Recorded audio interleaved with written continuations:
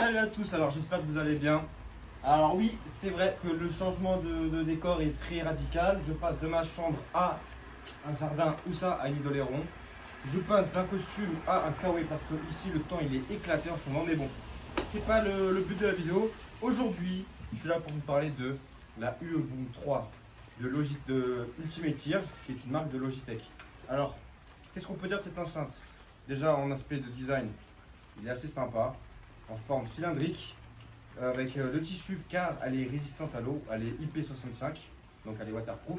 Elle est aussi shockproof, donc elle résiste à des chocs d'une chute jusqu'à combien? 1m50 les amis, 1m50 avec cette enceinte qui est vraiment super sympa.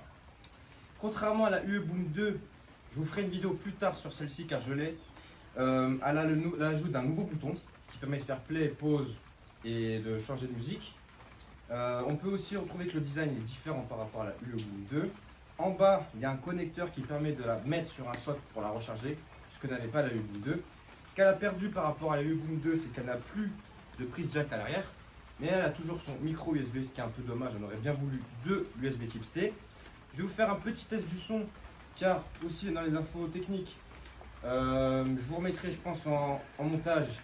Le son, ça va de 90 décibels à 20 000 décibels. Et elle a une portée de 45 mètres.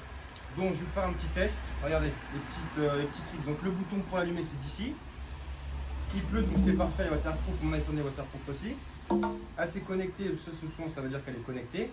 Il y a le bouton d'appairage. Donc je vais mettre une musique. La musique de mon outro, je vais vous la mettre à 25%. Donc ça va donner ça.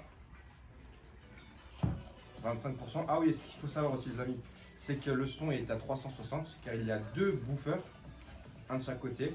Donc ça c'est le son à 25%. Voilà. Je vais vous mettre le son maintenant à 50%. Voilà.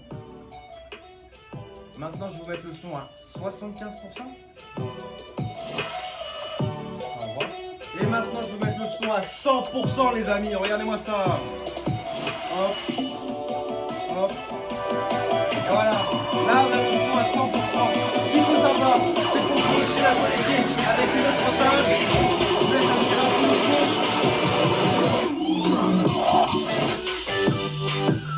Le son est vraiment super bon, même à 100%. Ça c'est super génial. À 100%, le son est parfait. Bon, j'ai rebaissé un petit peu. Donc, ce que je disais, c'est que l'avantage de la Ultimate Ears, donc la UE Boom 3, c'est qu'on peut la connecter avec une autre UE Boom 3 pour avoir un son qui est quoi? Un son stéréo. Donc, on en met deux, bam, son stéréo. Avec l'application, on peut gérer si on veut mettre le son qu'à droite ou à gauche. Il y a plusieurs petits réglages avec. Ce qu'il faut savoir aussi, grâce à cette application UE Boom, on peut en connecter jusqu'à 150 des UE Boom 3 ensemble pour que ça fasse un son de folie. Mais comme vous avez pu l'entendre, bon, c'est un test, c'est pas vraiment représentatif, je vous laisse aller en voir au magasin son son. Mais vraiment, j'ai rien à dire, le son est super bon.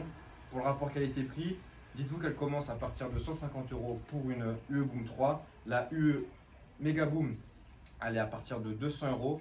Et dites-vous que pour la UE Boom 2, la UE Boom 2 commençait à 200 €, la Mega Boom 2 commençait à 300 €. Donc il y a une baisse de prix, mais en termes de qualité de finition, je trouve que la UE Boom 3 est mieux finie que la UE Boom 2. Et son design est vraiment super réussi, j'aime beaucoup. A savoir quand même que ce qui est un peu dommage, c'est qu'elle ne rentre plus dans les portes gobelets, dans les portes bouteilles, dans les voitures par exemple, puisqu'elle s'est un peu trop élargie. Mais elle est vraiment super cool. J'aime beaucoup le design. Ce qu'il faudrait savoir aussi en petit tips à propos de cette enceinte, c'est que pour savoir le pourcentage de batterie, il faut juste appuyer sur le plus et le moins en même temps. 60% charge. 60% de batterie, vous voyez. Ensuite, qu'est-ce que je pouvais dire de plus? Bah, l'autonomie qui est annoncée de 15 heures, bah franchement ça le tient. Bon, pas à 100% évidemment, mais si vous mettez le son à 50%, les 15 heures vous allez les faire super facilement. J'ai remarqué qu'elle se recharge, on va dire, en je crois du 3 heures à peu près. C'est vrai que c'est dommage quand même qu'en 2020 elle soit encore USB, en micro USB, on aurait voulu l'USB type C. Sinon, à savoir, c'est que le chargeur, le socle, il est à séparément, enfin il est acheté séparément. Donc je crois que c'est une cinquantaine d'euros pour avoir le socle, pour pouvoir la charger comme ça. C'est quelque chose que je pensais quand même vous dire. Et sinon, qu'est-ce qu'on peut vous dire de plus? Bah franchement, le design il est réussi. Le rapport qualité-prix, il est là. Le son, la qualité de son, elle est présente. Je vous recommande honnêtement cette enceinte. Je n'ai pas été acheté, je n'ai pas été payé par la marque. Je n'ai pas du tout de partenariat. N'hésitez pas à me contacter Logitech ou Ultimate Tier, j'aimerais bien en avoir.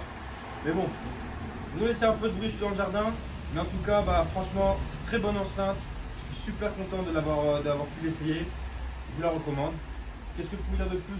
N'hésitez pas à vous abonner, à liker cette vidéo si elle vous a plu. On se retrouve très bientôt. Prenez soin de vous et allez, salut!